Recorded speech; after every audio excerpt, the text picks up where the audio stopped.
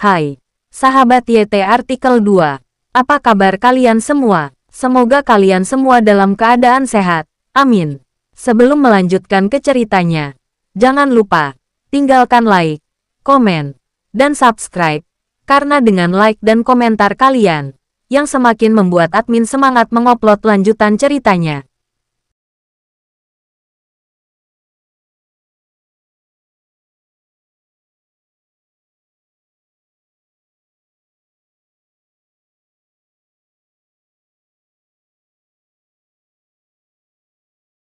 Episode 292.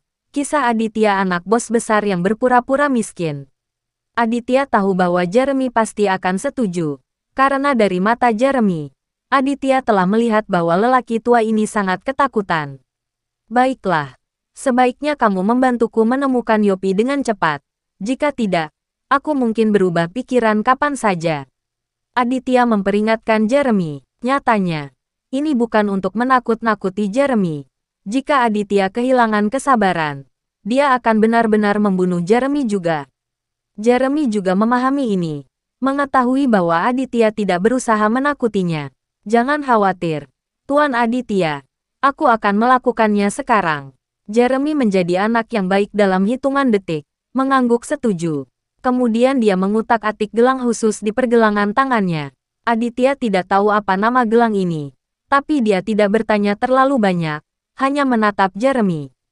Lebih dari 1 menit, Jeremy berkata kepada Aditya, "Oke, Tuan Aditya, saya sudah tahu di mana Yopi berada." Ini mengejutkan Aditya. Seberapa kuat gelang di pergelangan tangan Jeremy. Setelah mengutak-atik beberapa kali, dia mengunci posisi Yopi. Bahkan Rizal sangat terkejut. Dia tidak percaya bahwa Jeremy benar-benar menemukan posisi Yopi. "Kamu harus mencari tahu. Jika kamu berani bermain trik, jangan salahkan aku karena tidak sopan." Rizal memperingatkan Jeremy dengan suara yang dalam. Sekarang Jeremy tidak hanya takut pada Aditya, tetapi juga Rizal. Dia tahu bahwa Rizal dapat membunuh orang tanpa berkedip. "Jangan khawatir, Tuan Rizal. Bahkan jika Anda meminjamkan saya 10.000 keberanian, saya tidak akan berani berbohong kepada Tuan Aditya dan Anda." Jeremy berkata dengan gugup kepada Rizal. Rizal tidak mengatakan apa-apa dan menatap Aditya. Aditya mengangguk ke Rizal, memberi isyarat kepada Rizal untuk mempercayai Jeremy untuk saat ini. "Jika Anda tidak percaya, tidak ada cara lain. Saat ini Anda tidak dapat menemukan Yopi. Jadi Anda hanya dapat mempercayai Jeremy untuk saat ini. Katakan padaku, di mana Yopi?" Aditya bertanya pada Jeremy. Jeremy dengan cepat menjawab, "Yopi ada di kota Baofeng. Dan gelangku menunjukkan bahwa dia ada di sana." Mungkin karena dia takut Aditya tidak akan mempercayainya, Jeremy bahkan menunjukkan gelangnya kepada Aditya. Aditya melihat gelang Jeremy. Gelang ini benar-benar istimewa. Ada layar kecil di atasnya, dan titik merah kecil berkedip di layar. Lokasinya persis di tempat yang disebut kota Baofeng. Apakah titik merah kecil ini melambangkan Yopi? Aditya bertanya pada Jeremy. Jeremy mengangguk, berkata, "Benar. Gelang semacam ini hanya untuk anggota korps kami. Meskipun kami telah pensiun selama bertahun-tahun, gelang itu telah selalu tetap dekat." Jeremy sedang berbicara, tetapi titik merah kecil di layar tiba-tiba menghilang. Mengapa titik merah itu menghilang? Wajah Aditya menjadi gelap, menatap Jeremy dan bertanya. Jeremy ditakut-takuti oleh Aditya. Melihat ekspresi curiga di wajah Aditya, dia dengan cepat menjelaskan, "Ini Tuan Aditya. Saya pikir, Yopi tahu bahwa saya ada di tangan Anda. Dia khawatir Anda menggunakan gelang saya untuk menemukan posisinya. Jadi dia menutupnya." Meskipun Aditya tidak mengatakan apa-apa, dia masih mempercayai kata-kata Jeremy. Yopi dulunya adalah anggota mercenary group, dan dia telah mengalami banyak pertempuran. Tidak mengherankan jika dia memiliki kesadaran anti pengintaian. Sekarang posisi Yopi telah ditentukan. Aditya harus bertindak secepat mungkin. Apalagi Yopi sudah menutup gelangnya. Jika dia kabur ke tempat lain, tidak mungkin menemukannya. Memikirkan hal ini, Aditya tidak berani menunda lebih lama lagi. Pada saat ini, dia berkata kepada Rizal, Kirim seseorang untuk mengawal Jeremy dan yang lainnya di jalan. Ya, Rizal mengangguk setuju. Lalu melambai ke 4 pasukan khusus, memberi isyarat kepada mereka untuk mengawal Jeremy dan pergi. Jeremy melihat bahwa Aditya memberi perintah seperti itu. Hatinya dingin. Apa yang bisa saya lakukan? Setelah bola balik, dia dikirim ke Afrika sebagai kuli. Hati Jeremy sakit, dan dia berteriak pada Aditya dengan enggan. Tuan Aditya, aku tidak ingin pergi ke Afrika untuk menjadi kuli. Aditya mengerutkan kening ketika mendengar ini. Bertanya-tanya apakah Jeremy bisa tahu. Apakah dia seorang peramal? Bagaimana dia tahu pergi ke Afrika untuk menjadi kuli? Hehe, apakah kamu tahu mengapa aku mengirimmu ke Afrika? Aditya bertanya pada Jeremy dengan senyum dingin. Ya, Tuan Aditya. Bawahan Anda telah memberitahu kami bahwa kami akan menghabiskan seluruh hidup kami menggali tambang di Afrika. Jeremy menangis. Dia merasa akan mati menambang di Afrika. Ini sama sekali bukan kehidupan manusia. Tuan Aditya, mohon belas kasihan. Jangan kirim kami ke Afrika.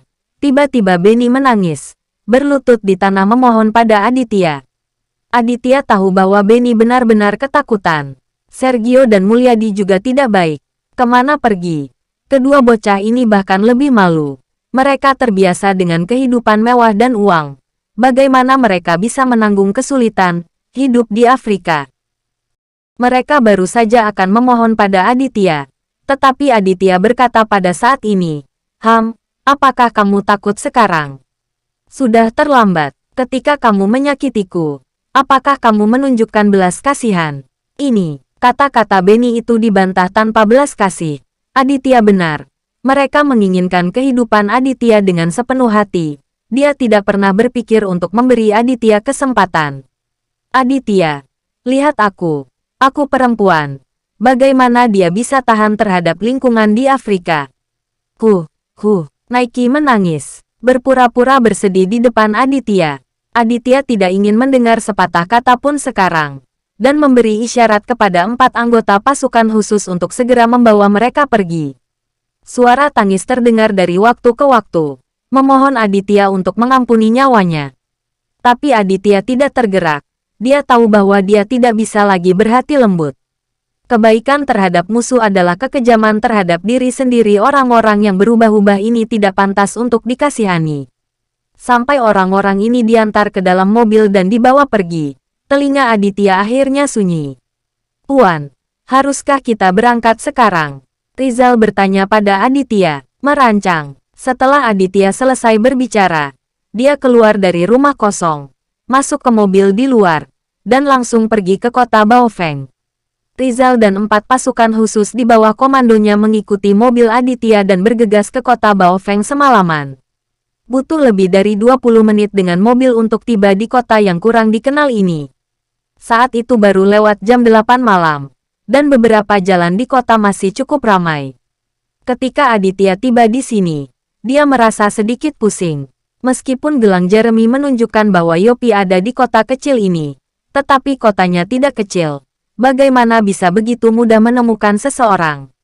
Puan, agak merepotkan. Yopi bisa bersembunyi di mana saja, dan kita tidak bisa menemukannya. Rizal keluar dari mobil dan menuju ke mobil Aditya dan berkata, ya, tapi kita harus menemukan Yopi malam ini. Jika tidak, Yopi dapat pergi dari sini kapan saja dengan malam dan mimpi yang panjang. Kata Aditya, tapi sulit menemukan hanya beberapa dari kita. Selain itu, mudah mengejutkan musuh. Jika Yopi menyadari bahwa kita mengikutinya, dia pasti akan kabur, kata Rizal dengan cemas. Bersambung.